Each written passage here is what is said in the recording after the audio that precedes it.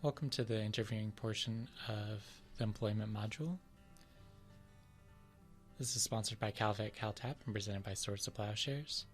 We're going to be going over preparing for an interview, the interview process, and then following up on the interview.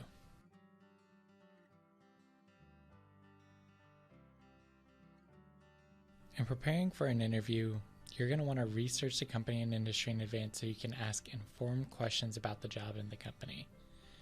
You're also going to want to rehearse the questions and answers, find out dress expectations, and then go over your resume and cover letter that you sent them.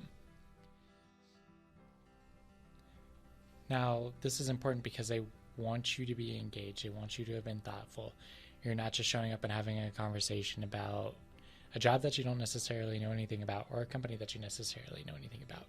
You want to be able to ask meaningful questions and be able to have that dialogue. Not necessarily be long-winded or arbitrary questions, but it's important to have a meaningful engagement that your interviewers can leave with the memory of it and having you stood out as an interviewee. Rehearse those questions, rehearse answers that you might have. You don't want to go on like a 10-minute spiel. You don't want to give a short response either. I've definitely have seen interviews where the candidate gave maybe a one-word response or a one-sentence response, and that is definitely something where your interviewer is going to leave that, and that's going to reflect poorly, especially if it doesn't necessarily answer the question or give an elaborate thing. They're going to feel like you were just short during that conversation, and it's going to weigh down. But on the flip side, it's also bad to go on tangents and ramble, and they will also remember you as being a rambler. So it's about finding that sweet medium of being able to give poignant, meaningful responses that are an appropriate length of time. Finding out dress expectations is also important. For this particular job, I remember I was all clean cut, suited up, walked in, and one of the first comments right off of my director's back is that she should have warned me that this wasn't necessarily a suit atmosphere. I didn't know. She took it as she had failed to warn me, fortunately, and so there wasn't a negative part on that. And it was, in the end, better to be overdressed rather than underdressed. But especially within the state of California, and if we're thinking of places like the Bay Area or we're thinking of more city areas, business dress and how that's worked in interview dress has changed substantially different. And then there might be certain jobs where it's not a professional environment, it's not a suit environment, so showing up in a polo and slacks also might be appropriate. It's also weird to kind of try and find out about that. Sometimes it's just like, oh, hey, like, how do you ask what's an appropriate outfit to wear for this kind of job? In the sense of you don't want to come off like you don't know anything or that you're an amateur or anything like that. But you could always pose a question of, what does your company consider business attire? And seeing kind of how they respond based off of that. And so that way, kind of having the idea of what you should go and looking like. And then go over your resume and cover letter that you sent them. If you created a targeted resume, or maybe you made some quick edits before you sent that off to them, and they bring up something and it's completely left your mind, or maybe you wrote something specific in the cover letter and they reference that, and you're sitting there blanked and you're like, I am totally forgetful, or like, I don't remember this, that could negatively reflect on you as well. So just give yourself a quick refresher before you go in. Now, the types of interviews that you might face are one-on-one interview, that's usually with the supervisor or manager. Panel or committee, 2 or more, either supervisor, HR, or 2 higher ups. This is definitely becoming a bit more normal in the type of interviews. We also want to think about a meal interview, which, depending on certain jobs you might have, they definitely may want to interview you while grabbing food, while grabbing dinner. You want to watch out, though, because this is the type of thing where they're trying to gauge you for being casual, for getting you in that comfort zone and seeing how you talk while you're in that comfort zone, because if you get too comfortable, you might end up screwing yourself over. Group as well, these I haven't necessarily seen too much in professional environments, but they're also still a thing where you have multiple applicants.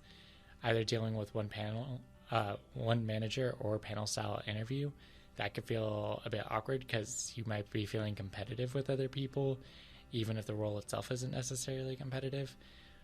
But that's something that could be off-putting depending on your personal comfort level. Phone interviews easy, that's also normal. Video and teleconference interview is also becoming a lot more normal and casual, especially if you're applying to a job that's long distance. For these things, phone interview, make sure you're in a place where you don't have outside sounds potentially interrupting or screwing you over. Last thing you want to do is be caught in traffic and trying to have a phone interview. Or when it comes to a video and teleconference, make sure maybe you tidy up the area and know what your webcam is seeing, because that could also be a problem. Maybe you decided to not clean up after yourself, or maybe you're, not entirely in formal attire or something like that. Or let's say you have cats or dogs wandering in the background, or children. These are different things that could definitely interfere with your interview. It could also be a good gauge, though, of like, hey, cat just walks in during an interview screen and your employer happens to be cat people. That could be a nice break in conversation. You don't want to rely on that. It's just something to keep cognizant of and something that you want to keep aware of, because when you're having that, you're inviting that person into whatever your space you're having that video or teleconference in.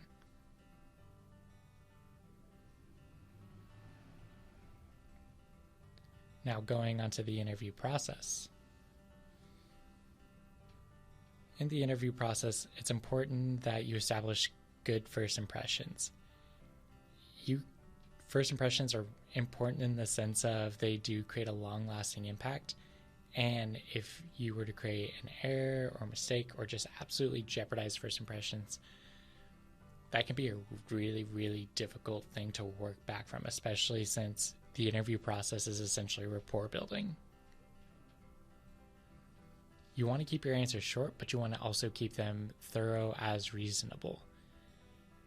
You don't want to get long-winded. You don't want to go over the top in your responses. You don't want to be too short, but you want to be able to be direct and answer the question as necessary. It's totally fine to take a moment to respond. You should not feel compelled to have an immediate answer for a question that an interviewer might have. You can take a few seconds and think about it. You can deliberate on it. That's absolutely fine.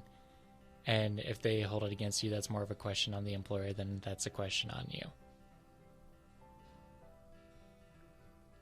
Also, try to relate your skill set to the position that you applied for.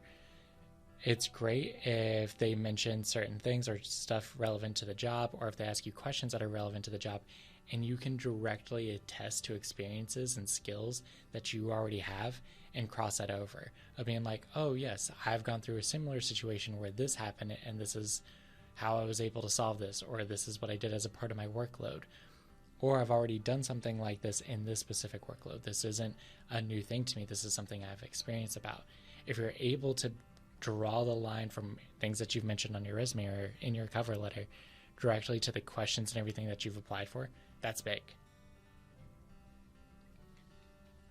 Also, don't try to push that you can do the job rather than explain how you would do the job.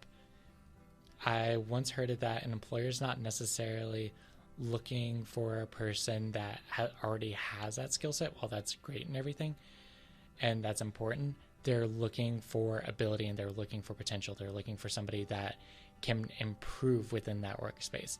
So rather than just you trying to be like, oh, I'm totally capable of doing this job, elaborate your thought processes. Elaborate how you can adapt to certain things. Elaborate how flexible your skill set is, because they might want to incorporate new things within that job. They might want to know that you're somebody that is capable of growth and capable of really thinking things out. So rather than just being like, yeah, I can already do it, how do you do it? How would you do it?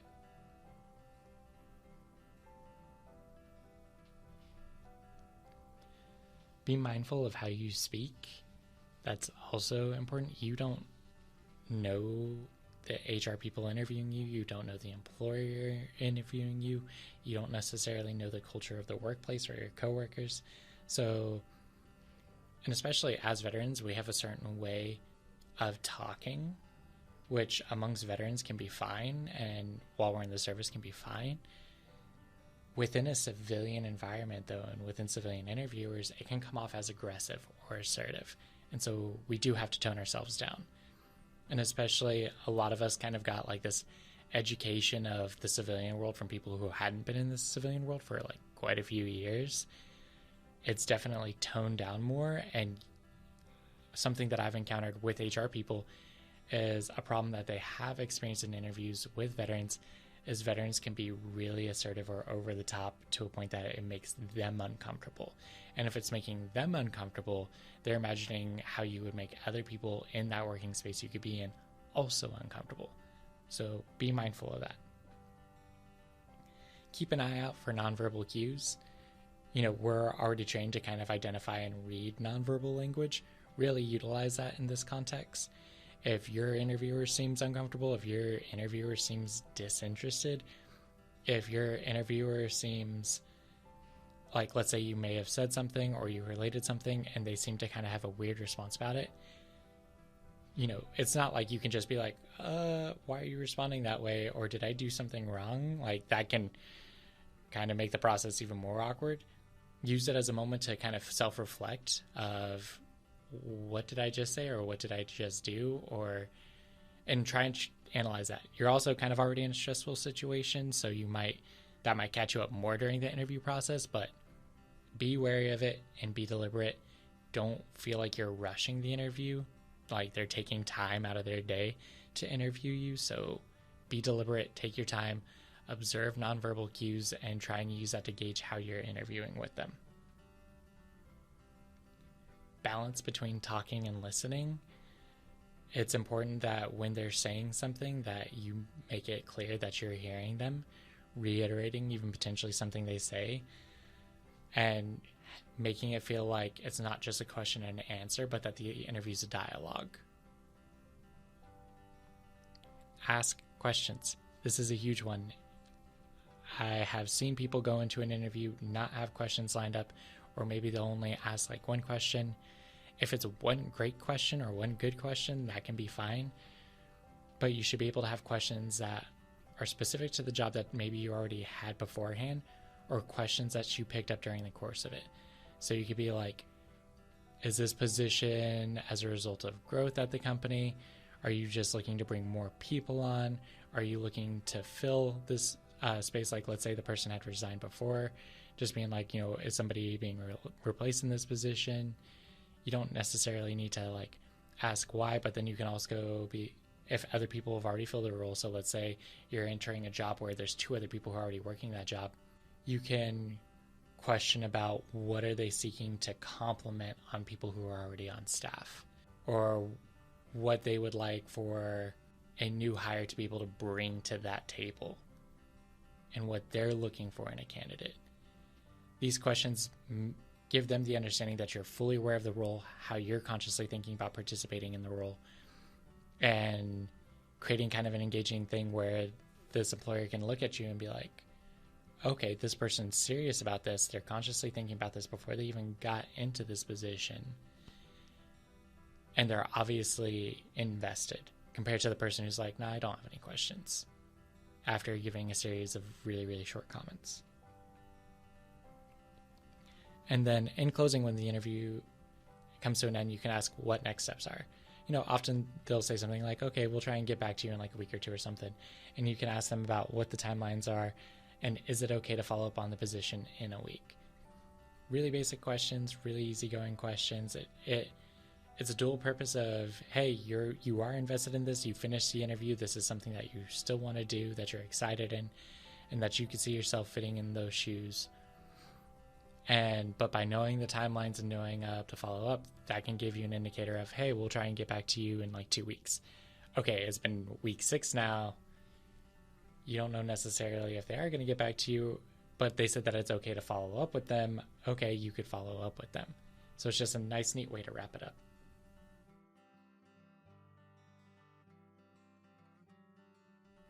After having wrapped up the interview process, let's talk about the interview follow-up.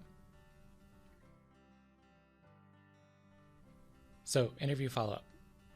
Send thank you notes, preferably the same day, maybe make a quick reference to, some things that were said like in the meeting. Keep it short. Just a few sentences is fine. Just send them an email. Evaluate yourself. Do you remember names and the people? That's important because if you're going back in, it might be awkward to be like, I forgot so-and-so's name. Were you timely? Did you show late to the interview? Do you think that's going to be a problem? Did you show up early? Did you dress appropriately? Is that going to be weighed against you if you did or didn't? Is there additional information that they requested from you? Maybe they're seeking to further verify you, or maybe the position needs to get something that validates what type of training that you've had, or maybe they're interested in you completing a second portion, such as a writing portion for an interview process. How are your answers? Think about the questions that they asked you, how confident that you felt about the ways that you responded, and then how did they receive you on top of that? Did they seem like they were enjoying the conversation that they had with you? Did they seem like they were bored about you and not necessarily invested in you as a candidate?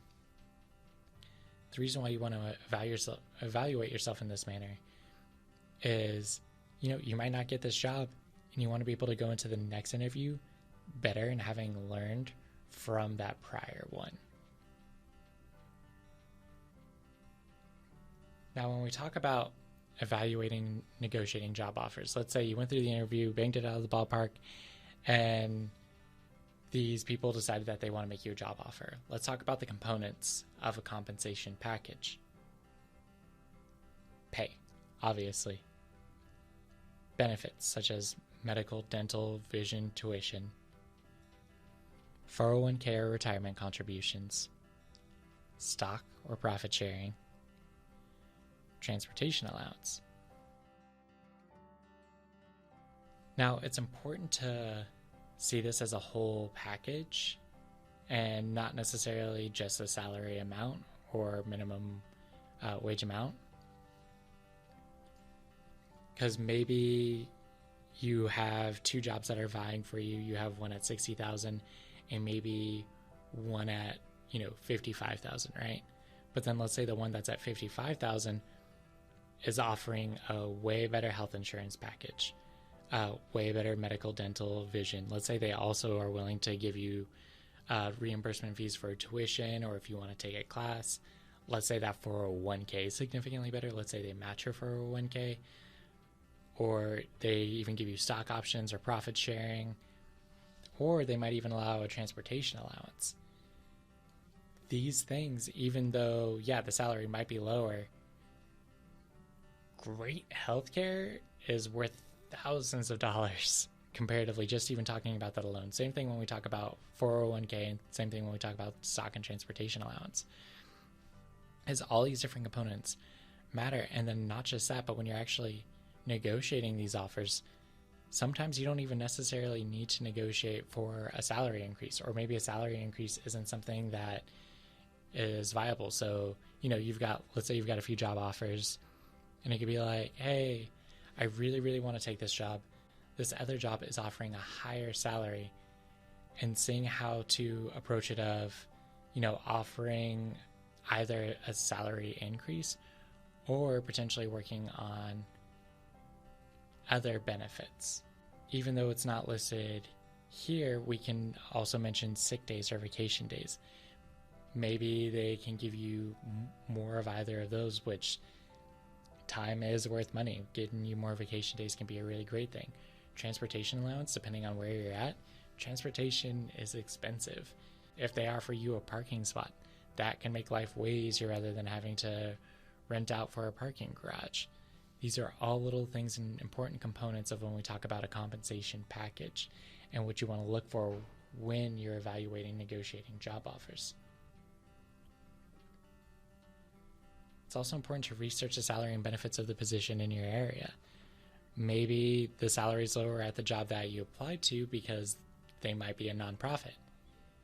And even though there's a direct equivalent job within a for-profit industry, there's a reason why the salary is lower when it comes to nonprofit. In turn, benefits might still be really fantastic, or the experience and opportunity or passion of working at a nonprofit might be important to you. You can find these things out on websites such as Glassdoor, and it can help give you a better idea, especially if you're evaluating or negotiating these job offers. As a side note, let's say you already have a job. Researching the salary and benefits of a position in your area can be great if you are arguing for advances in your current salary or benefits. It's important to acknowledge, though, let's say if we're looking at, private industry and you've got two similarly identical roles and there's a $15,000 difference. That's something that you can also bring up. Sometimes, honestly, maybe the people that were hiring for that position didn't do their due diligence of having researched for that role. Maybe they have a completely different reason for why. Maybe they just happen to be located in a significant enough area to where it might not be affordable. Maybe it's the size of their company as well, as to why that salary might vary. These are all things that are researchable, though, and that you can kind of interrogate when these offers come. And then lastly, is it worth negotiating over? Because there's times where, hey, maybe you got a better deal than you anticipated. It looks fantastic. If that's the case, is that worth negotiating over? Because if I have an opportunity for a great job at a salary that I didn't anticipate, personally, I'm more than happy to take that and just jump right into that.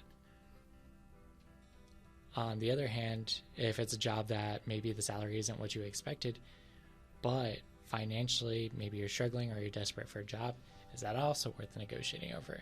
Not necessarily. If you have a job, though, and you're comfortable, or let's say financially you're feeling comfortable and you're not necessarily in a rush or you got a few job offers, you could potentially be in the best position that you could be to actually negotiate for salaries and benefits, because you are already in a safe spot to where you can take that kind of confident approach and try and tackle those negotiations. If you do negotiate, the employer could totally respond with just withdrawing the offer. That's not necessarily a guaranteed thing or a thing that can happen. Some employers are just like that, where, hey, you're going to start negotiating, they're just going to pull the offer. You got to confirm to yourself if the negotiation is worth the risk. And again, negotiation isn't just about salary, but it's also about benefits.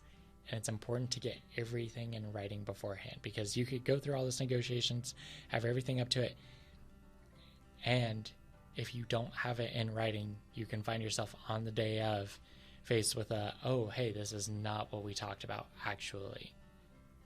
And at that point, it's either you have to accept it because you're in desperate need of a job, or you're walking out. I hope this has been informative. You can check out accompanying modules, and I would highly recommend that you check out other modules within the series. Thank you for your attendance, and good luck on your journey.